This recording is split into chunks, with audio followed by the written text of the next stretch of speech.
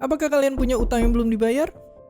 Oke, kalau tiba-tiba ingat jangan pusing dulu, karena masih bakal lebih pusing lagi kalau disudorin utang negara-negara ini yang sampai triliunan dolar. Contohnya utang Amerika ini, kalau duit sebanyak itu ditumpuk, tingginya bukan cuma sejerapah atau setinggi Monas, tapi hampir sampai ke bulan. Apa yang bisa terjadi kalau suatu negara nggak bisa bayar utangnya? Apakah negaranya bisa bangkrut? Dan apakah ada negara yang pernah ngalamin kayak gitu?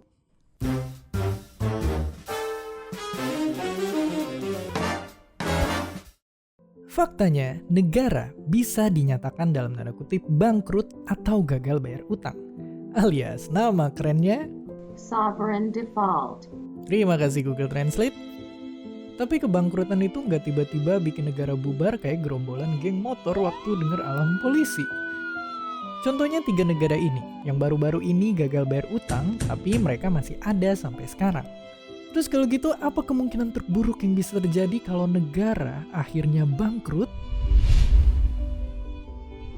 Pertama-tama, inilah beberapa hal yang bisa bikin negara sampai nyerah bayar utang. Dan akibatnya itu, mirip kayak kita yang bakal dijauhin sama temen kalau ngutang dan ngilang. Negara pun konsekuensinya juga sama. Kalau mereka udah gagal bayar dan kena blacklist, bakal susah banget lagi yang mau minjemin uang di masa depan. Nyetak uang sendiri pun juga nggak bisa sembarangan, karena justru bisa bikin inflasi dan harga barang-barang kemudian naik. Kayak yang pernah kita bahas di video ini. Dan kalau itu sampai beneran terjadi, bisa muncul yang namanya krisis ekonomi. Nah, biar lebih kebayang, ayo lihat contohnya. Di Yunani, krisis ekonomi ngebikin 1 dari 6 orang penduduknya nggak punya pekerjaan. Lalu negara yang pernah makmur karena minyak ini pun sama seremnya. Saking nilai uang di Venezuela anjlok ancur-ancuran, harga barang di sana jadi selangit, dan ini sampai bikin warganya beralih ngelakuin sistem barter seakan peradaban mundur ribuan tahun saat uang belum ada. Sekarang kalian mungkin bertanya-tanya, gimana nasib Indonesia?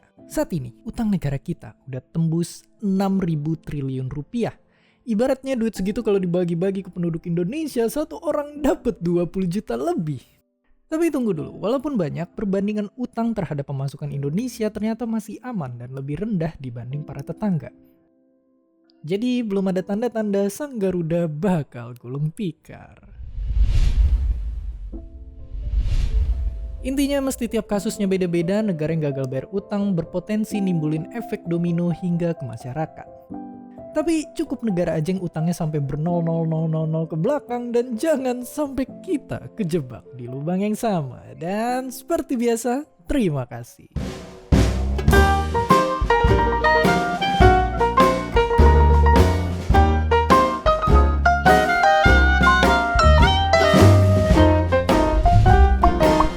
Terima kasih udah nonton Kok Bisa? Punya pertanyaan lagi? Tulis aja di kolom komentar di bawah.